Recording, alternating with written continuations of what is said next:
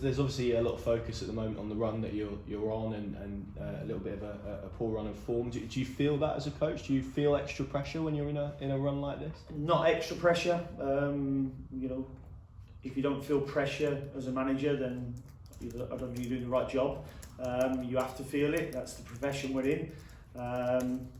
Anytime we lose a game, I'm frustrated and I feel responsible to the owners first and foremost, or my employer, Stuart, and then my family and the players, the staff and the supporters. That's natural for any manager, and that's no different to any other managerial role I've had. So I think results tend to guide the mood of the place, and our results over the last 5 games haven't been where they should be. But a penalty either way against Sheffield United and Burnley, which are the 2 of the toughest away games you can face, all of a sudden it could have been 4 points rather than 1 point, and then you sat 2 points off the top, and the mood is all different. Yeah, I mean, I'm sure you've been through runs like this in your career, be it at Villa, Brentford or Walsall. When you kind of go through one of these, I don't know if easier is the right word, but does it get easier to manage every time you go through one because of the experience of perhaps what you've had in the past? Never easy to manage runs when but I've always said to you before, I'm consistent in my behaviours in what I do, and I'll manage it as I feel I should do, and that'll be from game to game by trying to keep improving us. I mean, you mentioned the supporters. I think a lot of them are frustrated. A lot of them feel upset at this moment in time. There are some that feel that this group is underperforming slightly, maybe relative to the quality it has. Is that an assessment you would agree with? Can you understand their frustrations? I can understand the fans' frustrations, and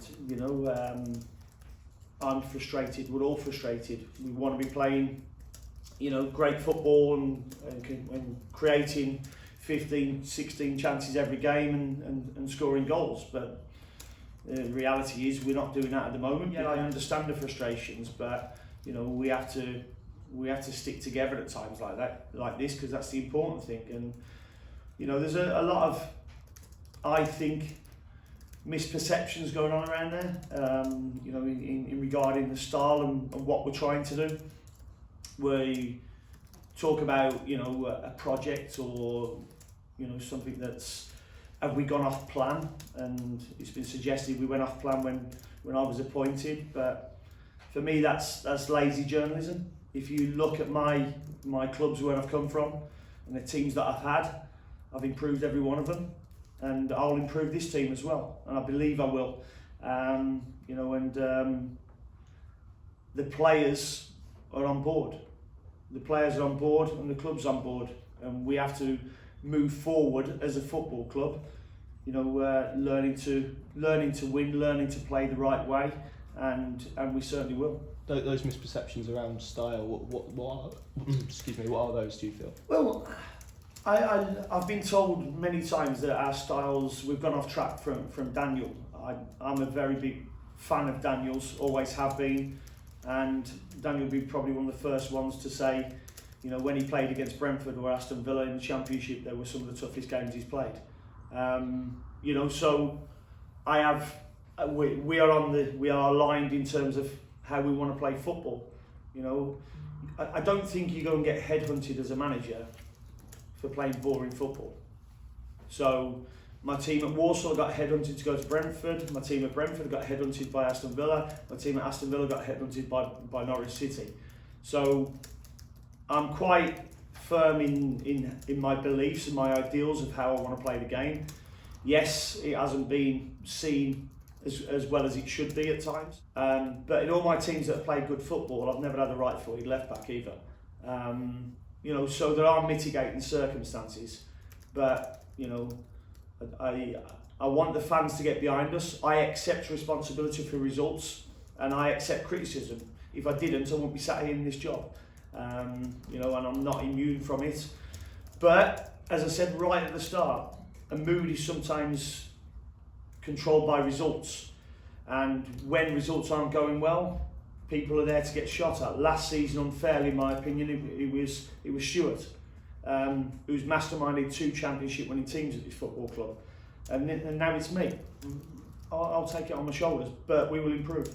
How much do you feel that is because of what has kind of gone in the past? Norwich fans are used to success at this level, and they're used to success in maybe a certain way, and it feeling and looking a certain way. Like you say, there's plenty of mitigation as to why that hasn't been the case this season. But a certain way and a feeling was 2 years ago in the Championship when nobody was watching it. Nobody was in the terraces. You know, I remember coming to Norwich, 5 years ago with Brentford on a Friday night and played extremely well and beat them. And beat Daniel's team 2-1 on the night, and the mood wasn't great that night, but you could see that Daniel was building something, and we're trying to build something here. We haven't gone off track. You know, our goal has always been the same. The goal is to get to the Premier League and stay in the Premier League, but we've found in the Premier League the last 2 times it hasn't been good enough the way we've done it, so we have to evolve as a team to actually make sure when we get there we are better. You lose confidence when you lose football games. That happens, and you see that. You can see that with Liverpool as a prime example at the moment. You know, but you know, I'm big enough and brave enough to take the burden at the moment to protect the players because they deserve it. A lot of them players, you know, should be held in very high esteem for what they've done at Norwich City already, and they're certainly working hard enough. I mean, you mentioned about the style. You've kind of been quite clear that there's been 4 principles. Are you seeing those in your teams at the moment, and how, or have you seen them in certain periods of games? We've seen them, yeah. We've definitely seen them. You know, when we show clips to the players of what good looks like, they tell us what good feels like, and you know, we keep pushing on with that. How much is the onus going to be on you and the players to, I suppose, develop that atmosphere at Carrow Road tomorrow? Because I guess there will be fans probably waiting to see something to cheer, if that makes sense. Yeah, I've always said that our job is to get the supporters off their seats, you know, but it's their choice. As a football fan, you go to a game, you choose to go to the game, you choose how you want to support your team. You know, we don't make anybody do anything. It's a choice. It always is a choice, and we're not going to take away from that choice. But successful teams, you know, have a support that gets behind you. We're as frustrated as the supporters at the moment, but we all have to stick together, you know, more so when results go against you, to actually make them turn. What would your message be to the fans ahead of tomorrow? Because I guess you're in a situation where, you know, we spoke about players and confidence, that actually it's not just going to be down to the players. The players probably do need them a little bit as well. Yeah, the players do need them. You know, and they want that support from the supporters.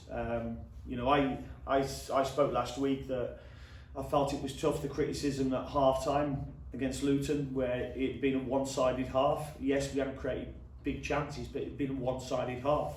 You know, when you walk off to that, you know, it certainly gives the opposition players a lift, and not yours.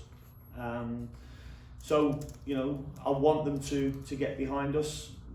Our players will certainly be trying hard enough to get them behind us, and if we do, then we can, you know, turn this season on its head.